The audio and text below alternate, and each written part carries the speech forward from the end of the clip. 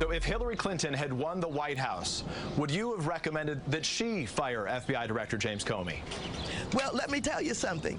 If she had won the White House, I believe that given what he did to her and what he tried to do, she should have fired him, yes. So she should have fired him, but he shouldn't have fired him. This is why I'm confused. Congresswoman Maxine Waters reminding us all that no matter what may be at stake, this is still largely a partisan political issue. Welcome back to Riff. On the panel right now, Karen Dumas. She's a consultant with an inside knowledge of media and politics with her own weekday radio show on 9:10 a.m. Karen Dumas, always ready. So is the legendary DJ from WOMC. Jimmy Johnson spins the hits during the day, but on the World Wide Web, he's become a conservative commentator with a national audience. Everybody reads JJ. I invite you to go to his Facebook page to see who he's thanking for Donald Trump tonight. And then there's Matt Friedman, a former TV executive turned public relations guru who helps individuals and businesses get through crisis situations. Is this a crisis? He'll let us know. Plus, Jamie Rowe, the consultant who's helped several Republicans win office, the former chief of staff for Congresswoman Candace Miller, now the co-founder of his own firm, Grand River Strategies. And as always, the man who knows something about everything, anchor attorney Charlie Langton. Karen, let's begin with you, because frankly, when you heard Maxine Waters say, if Hillary had been president, then Comey would have been fired anyway. Didn't Trump do a favor to the Democrats? I'm not so sure what Trump has done for anybody, and I think that had that happened under Hillary, I think it would have been a little more strategic. I think that this coming on the heels of just repeated mishaps from Donald Trump, misdirection, just everything is confusing. So it's just, to me, adding fuel to a fire. So you can't determine whether it's a favor for the Democrats, whether it's an asset for the Republicans, or whether it's just beneficial for Donald Trump. Well, JJ, the president has the right to fire anyone at any time, especially the director of the FBI. But what about the truth? We're hearing a number of different stories. Doesn't the truth matter? Sure, the truth matters, and the truth will ultimately come out. James Comey had to go. Both the Democrats wanted to see him go, the Republicans wanted to see him go. You showed Maxine Waters, but there are a litany of other Democrats who have called for the firing of James Comey over the last year. I think the bottom line that not really a lot of people are talking about, and maybe I'm just making this up, but the bottom line to me was I think James Comey did it to himself in his congressional testimony this week when he mischaracterized the emails from Uma Abedin to her husband. He exaggerated that number. He exaggerated the number of classified material. He got those numbers wrong. He's made too many mistakes. It's not about him being political. I think the jury is out on that. It was about the amount of mistakes he made. I think that the Bill Clinton meeting in the airplane with Loretta Lynch was a big problem for Comey. I think the whole investigation of the Clinton email was a problem for him and mishandled from top to bottom. And I will push back a little bit on our FBI agents. I thank them for their wonderful service. I love both of those guys. But I think they mischaracterized a little bit. There was pushback within the FBI because Comey did not indict Hillary Clinton. And there was some. Maybe it wasn't the majority. Maybe it wasn't the compelling reason, but there was pushback. Well, Matt, maybe that's the reason Comey was fired, because he didn't indict Hillary. I don't know why he was fired, and I'm confused by all of the reasons that I've heard from the White House. This has been an unprofessional communications operation from the very beginning. And typically when that happens, and when we see that in business or in any facet of communication, it's reflective of a dysfunctional organization. This was hastily communicated incompletely, and now we found out, looking at the president's own words himself to NBC's Lester Holt, it was communicated inaccurately at best and in a lying fashion at worst. This is troubling because this is a pattern of behavior. Since the first day we learned who Sean Spicer was and he stood behind that White House podium, we have seen a bad job of communication reflective of what appears to be a dysfunctional organization. Well, you're either seeing what some people call outright lies or something that simply ignores the truth. We heard just a few days ago that the president, Jamie, made his decision based on the recommendation of the Deputy Attorney General. But today we find out, no. He ordered the Deputy Attorney General into his office, told him to write a memo because he was going to fire Comey anyway. You want to know what you found out today was that you had the President of the United States, the Attorney General of the United States, and the Deputy Attorney General of the United States all on the same page that Jim Comey had to go.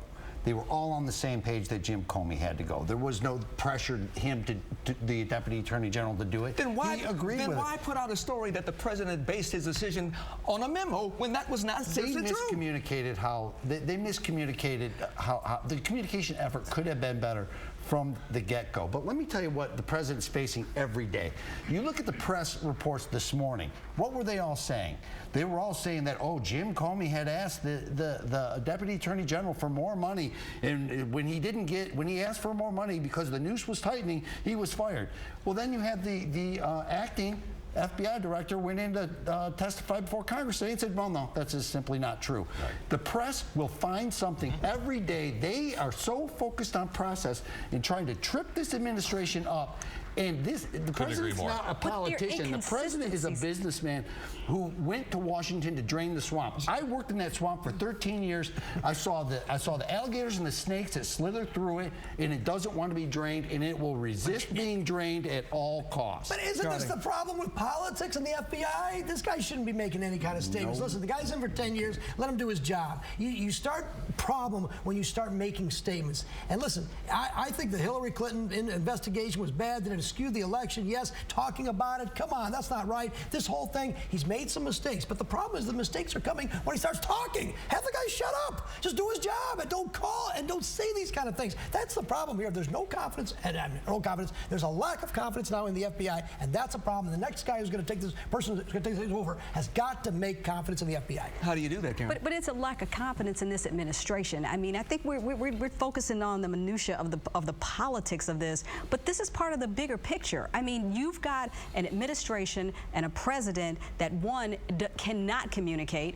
Either they don't know what they're doing, or they haven't decided on one comprehensive lie as to why they're doing what they're doing. I mean, we're trying to make this sound like a big deal, but we have an incompetent person leading this country, and it shows in the inconsistencies in what he does, and the inconsistencies in what he says, and in the manner in which he says it. Period. I see you shaking your head. Yeah, yes. I think he's a bad communicator, and I think that it's a rookie administration who have not been engaged in politics, and they are under a 24-hour-a-day, 7-day-a-week onslaught of negative press from the mainstream media who will do anything. They can't stand the fact that their candidate lost this election and their dream for a progressive utopia is going down the drain. They cannot stand it, and they are doing everything they can to pour wet cement in front of this administration and every member of the administration, not just Donald Trump. You would have a hard time communicating in that environment, as would I, as would any of you in this room. I think all I need is the truth, Matt. Start with the truth and communicate it clearly. Whose truth? What truth? There is an objective truth. What really happened? Why was the FBI director fired? Lay it out clearly. Involve communications people. You know, for years and years, I would say to clients, be more like the White House. Republican administrations and Democratic administrations kept their communications people close and engaged them and gave them a seat at the table. And decisions were communicated clearly, whether you agree with them or not, and consistently. It's been unclear and inconsistent, especially this week, and it has hurt them. It has cost them. It's a crisis of credibility right now. Well, it's been 110 days. It has been, but I also want to bring up another incident that happened down in Daytona Beach, Florida.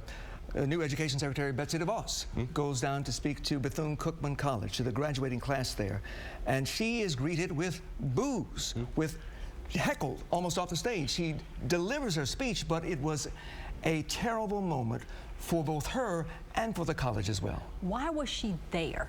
I mean, whose idea was it to have her come and be the keynote speaker at a historically black college, given her position, given the education? Why does that matter? What she has said? Well, it does matter, because she's trivialized the very place that she's now speaking and the people to whom she was speaking. Let's get a glimpse of what happened. Here's what happened down in Daytona.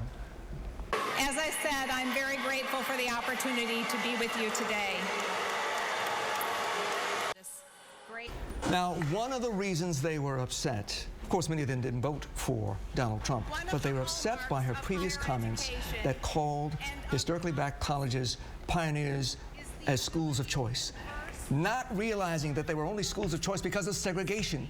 They arose because during segregation, black students were denied the right to go to white schools. And that was never brought up until later, till somebody had to tell her what really happened, the history. That's the problem. There's a tone deafness in what we're hearing from the administration on many levels. Hashtag clueless. Could I just say one thing? I'll stand up for the administrator of the school, the president of the school, who got up and said to those students, stop it, or you're going to get your diploma mailed to you. Thankfully, there is a college administrator who's willing to stand up to the nonsense that's going on our college campuses. But you know what? There could be a better way to do this. She could have gone down there to the president's office with a few students, presented a check to show her support for that college. That might have been a better way for everyone involved. All right, thank you for your comments. You've heard from the panel. Now it's your turn when Charlie takes the show on the road. Stay with us. James Comey. James Comey? Yeah, James Comey. James Comey. James Comey. FBI agent. What happened to him recently? He was fired. You know, his whole thing is questionable. He fired Comey because he's getting too close to the truth. The president said he wasn't loyal, might not have been able to do the job. What do you think about that? President Trump, man, that's my guy on his energy.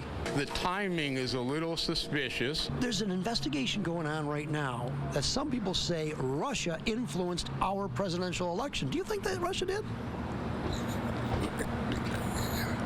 Well, you know, I have faith in the FBI because the FBI have been doing their job before Trump. I wouldn't put nothing past the Russians. He was investigating. I mean, my goodness. Was there this outcry when he was investigating Hillary Clinton and her emails?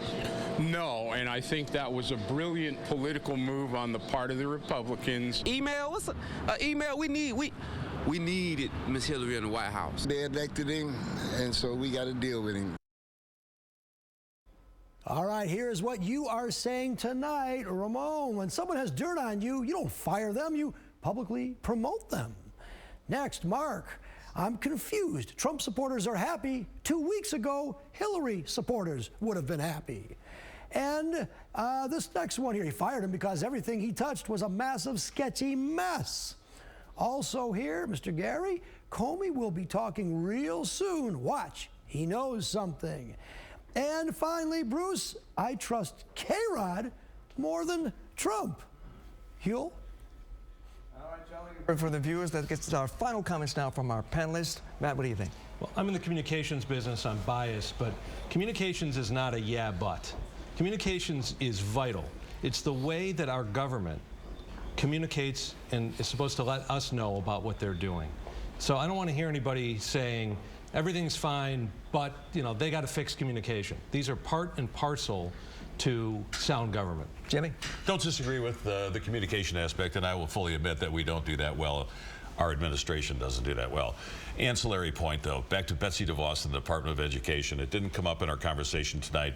The Department of Education was developed in 1976. Where has our education system gone in the last 40 years, up or down?